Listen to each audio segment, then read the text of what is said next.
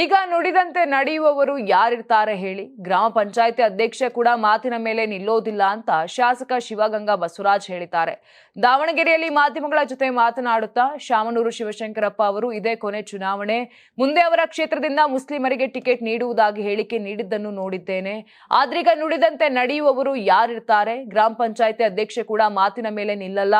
ಈ ಸಂದರ್ಭದಲ್ಲಿ ಆ ಮಾತು ಅಪ್ರಸ್ತುತ ಅಂತಾರೆ. ಮುಖ್ಯಮಂತ್ರಿ ಹೇಳಿಕೆ ಗೊಂದಲಗಳಿಗೆ ಕೂಡಲೇ ಹೈಕಮಾಂಡ್ ಇದಕ್ಕೆ ಎಂಟ್ರಿಯಾಗಿ ಇತ್ಯರ್ಥ ಮಾಡಬೇಕಿದೆ. ಹೈಕಮಾಂಡ್ ಎಲ್ಲವನ್ನು ಗಮನಿಸುತ್ತಿದೆ, ಸೂಕ್ತ ಸಮಯದಲ್ಲಿ ತೀರ್ಮಾನ ತೆಗೆದುಕೊಳ್ಳುತ್ತದೆ. ನಾವು ಮೊದಲ ಬಾರಿ ಶಾಸಕರಾಗಿದ್ದೇವೆ, ಹೈಕಮಾಂಡ್ ಬಳಿ ಹೋಗಿ ಮಾತನಾಡುವಷ್ಟು ದೊಡ್ಡವರಲ್ಲ. ಮಾಧ್ಯಮಗಳ ಮೂಲಕ ಮನವಿ ಮಾಡಿಕೊಳ್ಳುತ್ತಿದ್ದೇವೆ. ಡಿಕೆಶಿ ಇವತ್ತೇ ಸಿಎಂ ಆಗಲಿ ಎನ್ನುವವರಲ್ಲಿ ನಾನು ಮೊದಲಿಗ. ಅಧಿಕಾರ ಹಂಚಿಕೆ ಬಗ್ಗೆ ಈಗಾಗಲೇ ನಾನು ಹೇಳಿದ್ದೇನೆ. ಡಿಸೆಂಬರ್ನಲ್ಲಿ ಡಿಕೆಶಿ ಸಿಎಂ ಆಗುತ್ತಾರೆ ಎಂದು ರಕ್ತದಲ್ಲಿ ಬರೆದು ಕೊಡುವೆ ಎಂದಿದ್ದೆ. ಈಗಲೂ ಕೂಡ ಅದನ್ನೇ ಹೇಳ್ತಿದ್ದೀನಿ ಅಂತ ಹೇಳಿದ್ದಾರೆ. ಇನ್ನು ಶಾಸಕರು ವಿದೇಶ ಪ್ರವಾಸ ಹೋಗುವ ಅವಶ್ಯಕತೆ ಇರಲಿಲ್ಲ. ಬಜೆಟ್ಗೆ ಮುನ್ನ ವಿದೇಶ ಪ್ರವಾಸ ಹೋಗೋದು ಸರಿಯಲ್ಲ. ಆದರೆ ಅವರಿಗೂ ವೈಯಕ್ತಿಕ ಜೀವನ ಇರುತ್ತೆ, ಹೋಗ್ತಾರೆ. ಅದನ್ನ ನಾವು ಯಾವುದೇ ಕಾರಣಕ್ಕೂ ಅಡ್ಡಿಪಡಿಸೋದಿಲ್ಲ ಅಂತ ಶಿವಗಂಗಾ ಬಸವರಾಜ್ ಹೇಳಿದ್ದಾರೆ.